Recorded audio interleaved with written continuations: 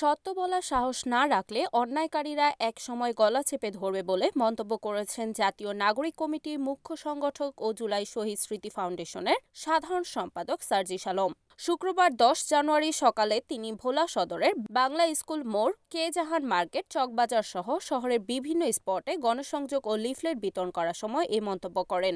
জুলাই বিপ্লবের ঘোষণাপত্রে জনমত তৈরিতে বৈষম্য বিরোধী ছাত্র আন্দোলনের 6 দিনব্যাপী গণসংযোগের অংশ হিসেবে তিনি ভোলায় লিফলেট বিতরণ ও জনসংযোগ করেছেন। পরে তিনি সদরের ইলিশ চত্বরে এক সমাবেশে প্রধান অতিথির বক্তব্যে বলেন, আগামীর বাংলাদেশ গঠনের সবার যৌক্তিক দাবি মেনে নেওয়া হবে। এজন্য সবাইকে সত্য বলার সাহস রাখতে হবে, অন্যথায় অন্যায়কারীরা এক সময় আপনাদের গলা চেপে ধরবে।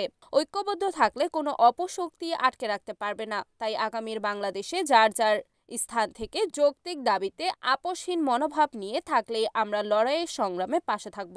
এ সময় তিনি ভোলাবাসীর দাবি পূরণের আশ্বাস দেন। এর আগে তিনি বৈষম্য বিরোধী ছাত্র আন্দোলনে শহীদ জসিমের বাড়িতে গিয়ে তার স্বজনদের সমবেদনা জানান। এরপর জেলার অন্যান্য শহীদদের বাড়িতে গিয়ে খোঁজ খবর নেন। এ সময় তার সঙ্গে কেন্দ্রীয় নাগরিক কমিটির মুখপাত্র সামান্তা শারমিন এবং ভোলার সমন্বয়কারীরা উপস্থিত ছিলেন।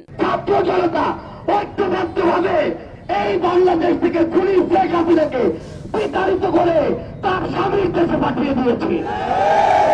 16 বছরে খুনি হাসিনা সেই ভোটের প্রয়োজনীয়তাও রাখেননি, তাই কোন নেতাকে জনগণের কাছে আসতে হয়নি। কিন্তু আমরা মনে করি এই অভ্যুত্থানে আমরা ঐক্যবদ্ধ ভাবে হাতে হাত রেখে কাঁধে কাঁধ মিলিয়ে লড়াই করে স্বৈরাচারী খুনি হাসিনাকে দেশ ছাড়া করেছি।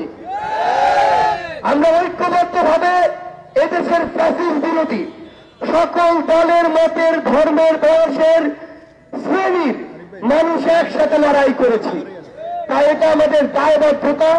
এই দেশের প্রত্যেকটি প্রান্তে, হোক কোন দ্বীপ, হোক কোন একটি দেশের সর্বশেষের জেলা, সেখানে গিয়ে সেই জেলার সাধারণ মানুষের কথা শোনা এবং সে অনুযায়ী আগামীর বাংলাদেশের কাজগুলো করা আমাদের সবচেয়ে বড় দায়িত্ব।